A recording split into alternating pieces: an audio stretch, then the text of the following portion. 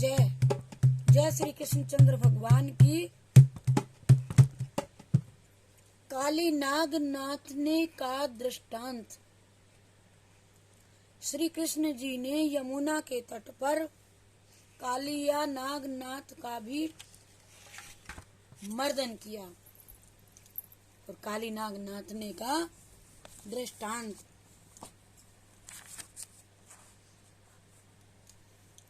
तम चंड वेग विष वीर्य मोक्ष तेना दुष्टा नदीम च खल संयम नावतार कृष्णा कदम्ब मधिरुह्य ततोय तितुंगा मास्फोटया गाढ़ रसियो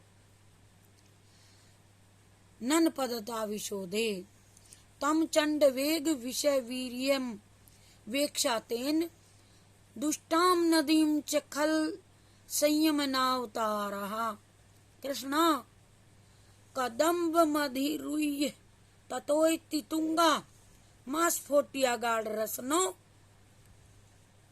ने पदत विशोदे। काली देह पर खेलन आए रे अरे रे मेरे छोटो सो कन्हैया।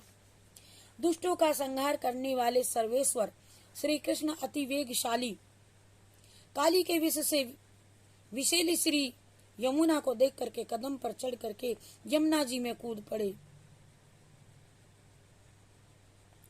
यमुना के किनारे काली देह पर कोई नहीं था।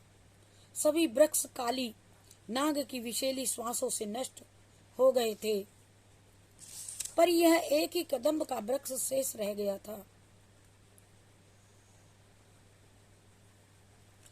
एक समय कद्रू नागों की माता तथा विनिता गरुड़ जी की माता, इन दोनों में विषाद हो गया, झगड़ा हो गया कि सूर्य के घोड़ों का वर्ण कैसा है। विनीता कहती है हरा है, हरित वर्ण है। कद्रू ने कहा काला वर्ण है। विनीता कहती है हरित वर्ण है। दोनों ने कहा जिसकी विजय होगी वह दूसरे की दासी बन जाएगी, वह जो जीत जाएगी वह एक दूसरे को अपनी दासी बना लेगी।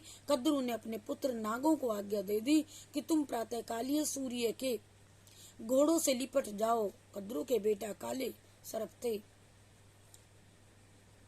लिपट जाना जिससे उसका काला वर्ण दिखेगा, अर्थात मेरी विजय होगी और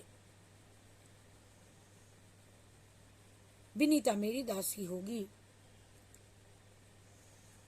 कद्रू ने अपने पुत्र नागों को जब आज्ञा दी तुम प्रातः काले सूर्य के घोड़ों से लिपट जाना जिससे उसका काला वर्ण दिखेगा।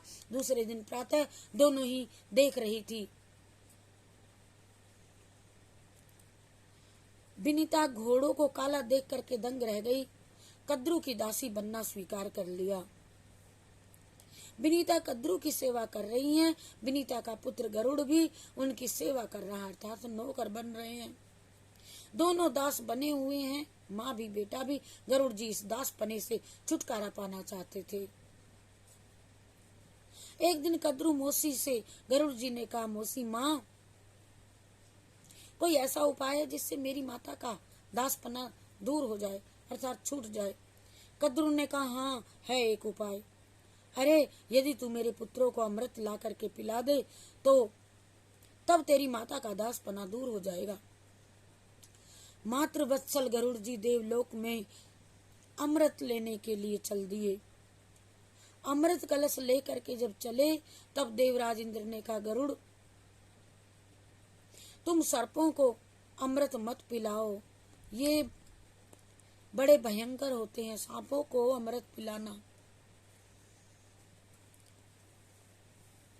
भयंकर है, अमृत पी करके भी वे बलशाली हो जाएंगे और गरुड़ जी ने कहा मैं अपनी माता का दासपना छुटाना चाहता हूँ। अब मैं अपनी माता को उसकी दासी नहीं देखना चाहता।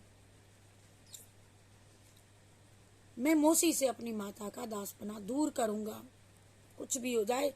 गरुड़ जी अमृत लेकर के कलश लेकर के आए और उस समय इस कदम्ब पर विश्राम किया था यमुना जी के किनारे। और इस वृक्ष पर एक अमृत की बूंद पड़ी थी, जिससे कि इसका कभी प्रलय में भी विनाश नहीं होता।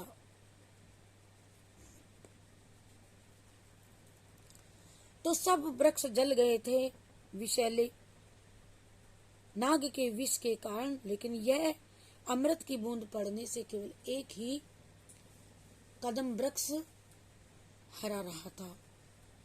न जाने कब से ये आशा कर रहा था कि श्री कृष्ण भगवान आएंगे, मुझ पर विश्राम करेंगे और मुझ पर चरण रखेंगे। यह उसका भाग्य था। पुण्य कर्म आज कदम्ब की ये आशा भी पूरी हो गई और अमृत बिंदु गिरने से ये वृक्ष भी अमर रहा। गरुड़ जी अमृत कलश लेकर आए। उस समय आपने इस कदम्ब पर आकर के विश्राम किया और कालिय नागनाथ का भी मद मंथन किया। कालिया का मद चूर किया और ब्रह्मा जी का मद चूर किया, इंद्र का मद चूर किया, रावण का दर्प चूर किया। ऐसी अनेकों गाथाएं हैं। बोलो जय श्री कृष्णचंद्र भगवान की जय। कृष्णार्पण मस्तु, शिवार्पण मस्तु। कद्रू और विनीता की कहानी भागवत दृष्टांत माला से ली गई। जय श्री कृष्णा, जय राधे राधे। जय श्री कृष्णा, जय राधे राधे। आप सभी को मेरा नमस्कार, प्रणाम। जय श्री